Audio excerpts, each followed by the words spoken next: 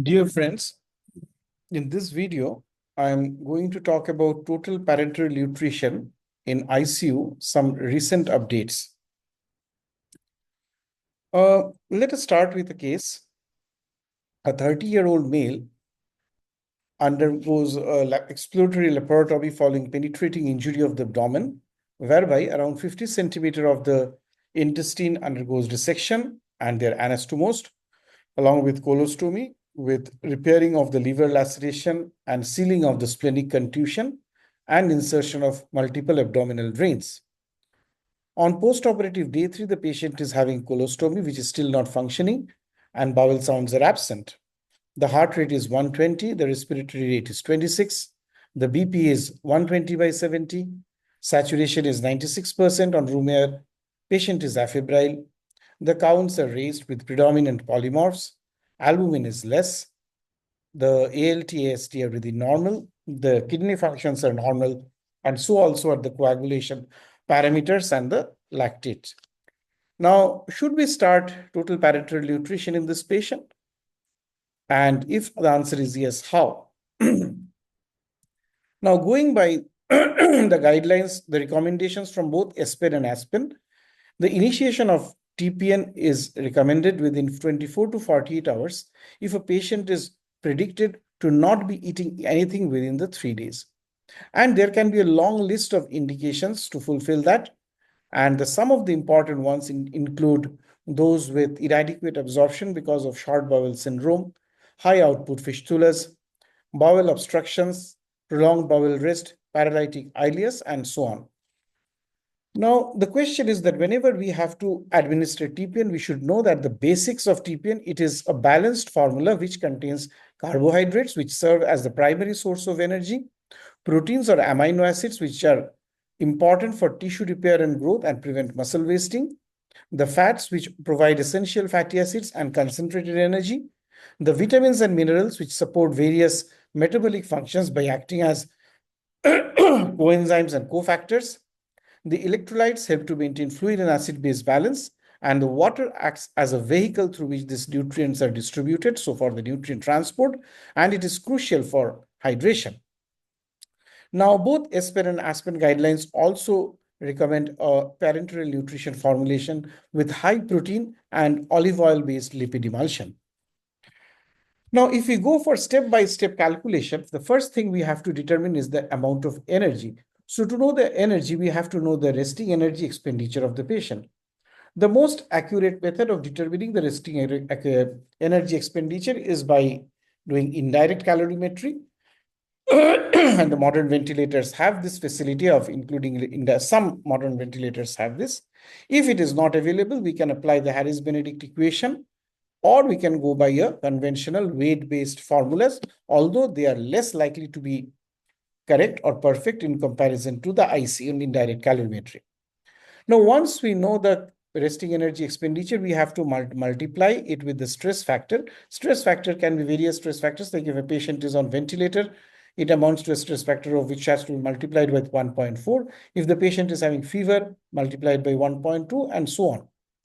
So, plus it in addition, one has to take for the existing energy deficits. The next comes to the fluid requirements, because the amount of energy that needs to be provided to the patient or served to the patient should come through the fluids, and that fluid needs to be given through the intravenous route. So typically the range is wide of fluid requirement, that is 25 to 40 mils per kg body weight. In patients who are having pulmonary edema, if patient is having AKI, if the patient is having a poor cardiac function, it is good to be on the lower side. If the patient is having gross volume deficit, etc., over a period of several days, it's good to keep on the higher side. So we have to consider that based upon the patient's condition and the various other ways of calculating the fluid the status. Suppose if the patient is 50 kg, going by the lowest calculation, if it is 25 mils per kg, then this patient will require a fluid of 1250 ml, through which the amount of energy which has been calculated previously needs to be delivered. The next is to calculate the protein requirement. Now, the protein requirement again will vary from patient to patient, but usually in a critical ill patient, the requirement is 1.5 grams per kg. And if the patient is on dialysis, it is reduced to 0.8. If the patient is kidney dysfunction, it is reduced to 0.6 to 0.8, etc. But whenever the protein amount of protein is calculated, that needs to be multiplied by 4 because the protein gives a calorie of 4 kilocalories per gram. So if the patient is having a weight of 50 kg and his protein requirement is 1.5 gram per kg, the patient needs to be administered 75 grams of proteins, and this 75 grams of proteins will yield 300 kilocalories of total energy. The next is to calculate the amount of carbohydrate. Now, we have to remember that around 30% of the calculated energy should come from the lipids. And next, we determine based upon the protein need, the amount of energy that the protein is going to deliver. For example, in this patient, our calculation was initially 1500 kilocalories. So out of which that is 1/3, that is around 500 should come from the lipids. Around 300 is already provided by the proteins because protein requirement is 75 grams. So 500 plus 300 is 800. So the remaining 700 kilocalories has to come from the carbohydrates, which is usually in the form of dextrose. Now, this has a calorie value of 3.4 grams per calories. So if we need to administer 700, so 700 divided by 3.4 will give us the amount of dextrose which needs to be administered in this patient over a period of 24 hours. Now, once having known all this, we exactly know the amount, the daily requirement of fluid, protein, carbohydrate, and dextrose. We can divide them by 24 to give the rate of correction or the rate of administration of the TPN. Now, this holds true when we can order for a TPN and the TPN can be formulated based upon our orders. But in most often, this is not the case. The formulas which are available are in the market are usually used, and we have to adjust the rate of infusion depending by calculating the amount of calories, protein, lipid, carbohydrate that they are going to be delivered to the patient based upon his or her needs at that set rate. So in one way, we can calculate the total amounts of each macronutrients, then choose our TPN and order our TPN customized. Probably that is a more holistic way of delivering the calories. But in a practical way, we have to administer whatever is available to us. Now, if we have to have available, then we have to evaluate that how much calorie the patient needs and how much calorie is actually being given. For example, if our patient gives 1500 calories, if we calculated by the previous example, and suppose the patient is on a TPN, which contains 15% dextrose, 4.5% amino acids, 3% lipids, and which is being administered at 100 ml per hour. So once it is administered 100 ml per hour, the total volume which is going in 24 hours is 2400 ml, in which if you calculate dextrose 15 gram percent comes to around 360 grams. So 360 multiplied by 3.4 comes to 1224 calories. Lipids 3 grams percent, so it comes to around 72 grams, which gives 720 calories. Amino acids 4.5 grams, which gives around 108 grams of protein, which gives 432 calories. So when added up, it provides around 2376 total calories. And we know that this is almost double of our calculation. Our calculation was 1500. So therefore, in this patient, we can reduce the rate from 100 cc per hour to 50 cc per hour or 60 cc per hour by checking once again that how much of this is actually required by the patient to meet his needs. So in this example, 30% of the total calories is coming from the lipids. Dextrose is contributing to 51% and protein is 18% of the total calories, which roughly meets the recommendations of both ESPEN and ASPEN. Now, another important factor is to know that how to calculate the non-protein calories. So once we remove the protein, the amount of carbohydrates and the lipids, the calories are added up. So that gives around 1224 plus 720 in the previous example. So this is the amount of non-protein calories, out of which 63% is dextrose, 37% is lipids. Now, why this non-protein calories is important? Because we have to reduce this non-protein calories in patients who are severely stressed, or if they're having uh, multi-organ dysfunction in shock or such conditions. So we have to calculate something which is known as the non-protein calorie to the nitrogen ratio.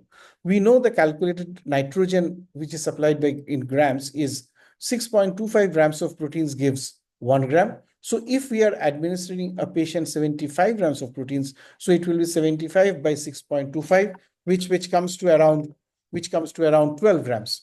So this is the amount of nitrogen which the patient is getting. So if this NPC which was calculated was around 1944, so roughly it is 2000 if for the sake of calculation. So 2000 by 12. So 2000 by 12 will give us a ratio of NPC to N. What is important is to know that 80:1 is the ratio which is recommended for the most severely stressed patients. 100:1 is for less severely stressed, but still who are severe patients. And for unstressed patients, it is 150:1. So the amount of NPC can go up as the stress level reduces or the patient's organ function improves, the patient becomes less sick, etc. As long as the patient is highly sick with multi-organ dysfunction, etc., the patient's ratio has to be reduced, or in other words, the non-protein calories has to be less. Most of the times we are using currently is 3-in-1 packs, which contains separate chambers or compartments which contain dextrose, lipid, and protein. In contrast to 2-in-1 chambers, in which there are 2 chambers containing dextrose and amino acids. The lipid emulsion was earlier given through piggyback, but in 3-in-1 chambers that is avoidable because we are using 3 compartments, and the compartments are squeezed before administration so that the seals in between the compartments are broken and it gets admixtured and it is started. And there you can see the middle port, which contains such port for which some additional substances can be administered depending upon the patient's needs. So the advantage in 3-in-1 pack is that in a lesser volume, all the nutrients can be given. The earlier the volume is to exceed, and hypervolemia was a complication which was avoidable. But another important factor also to consider is the stability, because although the modern solutions, there is stability of this lipid emulsion in this mixture, but if there is some chances or some risk of instability is there, then obviously this cannot be a choice. So for maximum stability, it is said that 3-in-1 solutions should contain concentrations of macronutrients within the following ranges: dextrose between 3.3 to 35%, very wide range; amino acids 1.75 to 5%, still wide; lipid between 2 to 6.7. So this is not so wide, but the point is that this does not apply for such solutions which contain mixture of lipids like olive oil, soybean oil, medium chain triglycerides, etc. And fish oil. So in those cases, this can be increased without any reason to think about instability. Another important factor is that whether we can administer TPN through the peripheral veins or probably thicker peripheral veins like the cephalic and the basilic veins, if at all required. We all know that the risks of thrombophlebitis or venous thrombosis is high in patients when they are administered through the peripheral veins or the wider peripheral veins, cephalic, basilic, etc. But this is also a fact that those who, while they're recovering from surgery, can't tolerate nutrition, they need temporary supplementation. Still, it can be used provided it is not so concentrated, that is, the osmolarity is less than 900. If the osmolarity is higher, then it has to be administered through the central vein. So there are certain complications associated with the central vein, which are not there in the peripheral veins. But the important fact or the important advantage of administering through the central vein is because of the higher osmolarity solutions can be administered, and therefore the same amount of nutrients can be provided in much lesser volume. So the risk of hypervolemia or fluid overload is reduced. There is something called parenteral nutrition with extra nitrogen by Fresenius, that is MOF-caviven.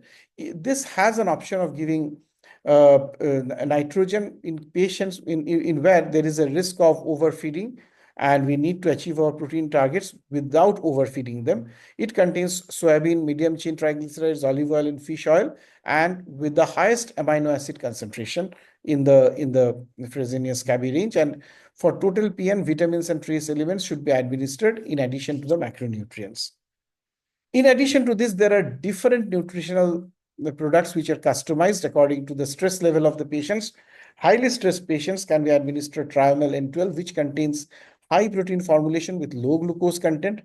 And this is designed very much to match the needs of critically ill patients because the NPC is reduced and the ratio between the NPC and to nitrogen can be maintained because it contains high protein. So the denominator is nitrogen. So nitrogen will be high. Since it contains low glucose, so the NPC non-protein calories will be the less. So this it will achieve a favorable NPC to N ratio. In moderately stressed patients, we have Triamel N9 and Triamel N7, which have high protein with low energy demands, and they are both available with and without electrolytes, whereas Triamel 7 is designed for stable patients with moderate protein and high energy demands. So one is for high protein and low energy demands, and another is moderate protein and high energy demands. For low stress patients, we have Triamel N5 and Triamel N4. Triamel N5 is designed for patients in stable conditions, that is moderate protein and energy demands. And this is also available with electrolytes. And Triamel N4 can be administered through the peripheral veins for short-term nutritional goal to meet them and or act as a nutritional bridge for patients with no central vein access. And this is also available with electrolytes. But the common ones that are used most often are the oliclonamel N7 and N4, that is a 1000 ml bag, all-in-one bag, 20% lipid emulsion, that is 40 grams in 200 ml, which is a mixture of 80% refined olive oil and 25% refined soy oil. Amino acids, 10% solution with electrolytes of 40 grams in 400 ml. Glucose, 40% solution with calcium chloride of 160 in 400 ml. So a 1000 ml pack provides a calorific value of around 1200 kilocalories at a pH of 6 and osmolarity of 1450 milliosmoles per liter. And this can be used only through the central administration, that is through the central veins. In contrast, oliclonamel N4 is also 1000 ml bag, contains lipid 20% emulsion, that is 20 grams in the 200 ml. Earlier it was 40 grams in N7. And this is a mixture, again, same of 80% refined olive oil and 25% refined soy oil. The amino acids 5.5% as against 10% in the former. And electrolytes 22 grams in 100 ml as against 40 grams in 100 ml in the former in the N7.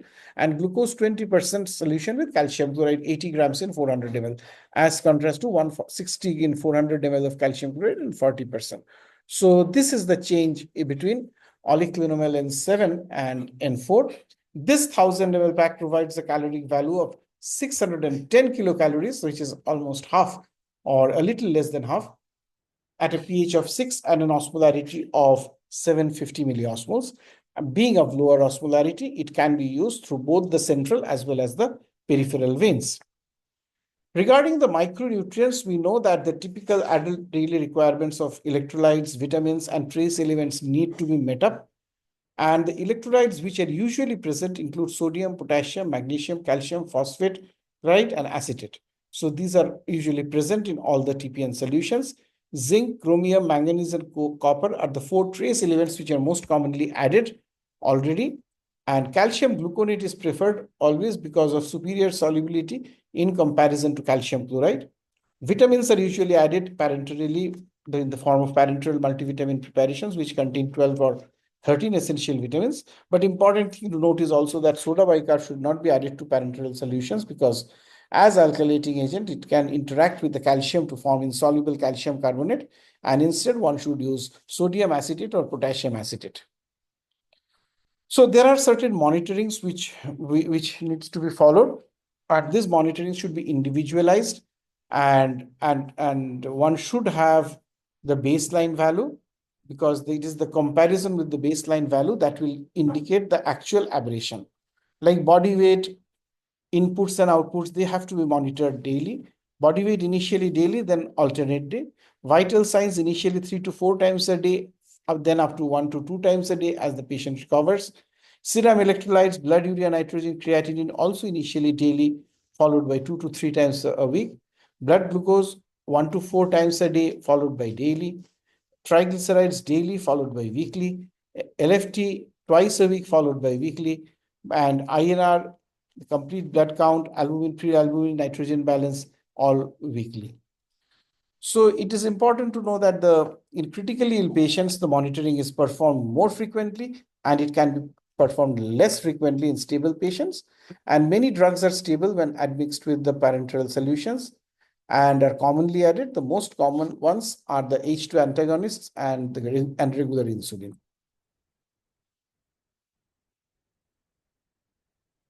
Now, still there can be some complications. The complications of total parenteral nutrition can be grouped either because of nutrient deficiency or because of overfeeding, or they may be catheter related. Now, the catheter related complications are similar in all cases of catheter insertion, but the risk of sepsis is a bit higher, and the patients should be intervened early. The other complications include pneumothorax, hemothorax, chylothorax, air embolism, etc. With relation to the overfeeding, both underfeeding and overfeeding we know can cause damage. So due to overfeeding, there can be hyperglycemia, hyperosmolar dehydration, hepatic steatosis, hypercapnia, etc. Because of excessive fat, there can be hypercholesterolemia, hypertriglyceridemia. Because of excess amino acids, there can be hyperchloremic metabolic acidosis, hypercalcemia, uremia. The nutrient deficiency likewise will produce either a picture of acute deficiency or chronic deficiency, and the symptoms will be variable. What is important to remember about certain salient points about the mechanical complications are that chest X-ray should be always performed after catheter insertion if that said catheter has been inserted for TPN purpose, so as to check whether the catheter tip is correctly located or not. And if there is thrombosis which can occur at the catheter tip, it should be remembered that it usually begins with the formation of fibrin sheath on the outside of the catheter. So the outside of the catheter should be carefully inspected for the presence or absence of any fibrin sheath by noting any sheath or any such layering or clot. And one thing one has to remember, the clearing of the catheter occlusion due to fibrin sheath or thrombosis can be accomplished by infusion of a thrombolytic agent. That is like any urokinase, streptokinase, etc. through the catheter. But the addition of heparin per se does not provide any benefit in terms of reducing the risk of thrombosis. In terms of thrombophlebitis, one recommendation is to limit osmolality to less than 900 milliosmoles per liter if it is so possible. Otherwise, it can be minimized through frequent rotation of catheter sites and careful choice of the catheter type and the catheter size. So the 3-in-1 formulations recommend TNA, that is the TPN formulated as TNA is better tolerated than 2-in-1 formulas regardless of the osmolarities. And one thing is important, that the addition of heparin and hydrocortisone to the nutrition, they don't have been found to reduce the phlebitis. The other important question is that most of the time these patients have derangement in their glucose level. There is aberrations in the glucose level which varies and goes up and comes down. So always it is good to start with a low amount of dextrose, particularly in such patients who have risk of hyperglycemia or all known diabetics. You start at less than 2 grams per kg per day and titrate slowly and go up to 3 to 5 grams per kg and over several days without not increasing. Some patients may still require insulin, and whenever insulin is required, it should be started early. Start with 0.1 units of insulin per gram of dextrose in the TPN container and increase in increments of 0.05 units per gram. But if the patients have more extreme increases in blood glucose, one should use separate insulin drip to fine-tune the insulin. One should always try to keep the blood glucose level to as close normal as possible, usually within the range of 150 to 180. Again, one important thing to remember is that if there is elevation of ALT and AST, particularly within the first 7 or 10 days of parenteral nutrition, then one should cause the clinician to reassess the formulation to ensure that the patient is not being overfed. So my final take-home message is that newer preparations, along with better understanding of glycemic control and improvements in lipid and protein formulations, have made parenteral nutrition very safe. Parenteral nutrition should be started electively. It should not be started as an emergency. It should be frequently reviewed for its potential alternatives to enteral feed, and tailored parenteral nutrition solutions can prevent hyperglycemia, and therefore one has to start slowly, monitor blood glucose levels, add insulin earliest so all of these are which are crucial. Line infection is a major concern, and strict aseptic techniques should be maintained, and proper catheter management is also required. And above everything, it is always good that if to have a multidisciplinary team of pharmacists, doctors, and nurses to ensure safe and effective delivery of TPN.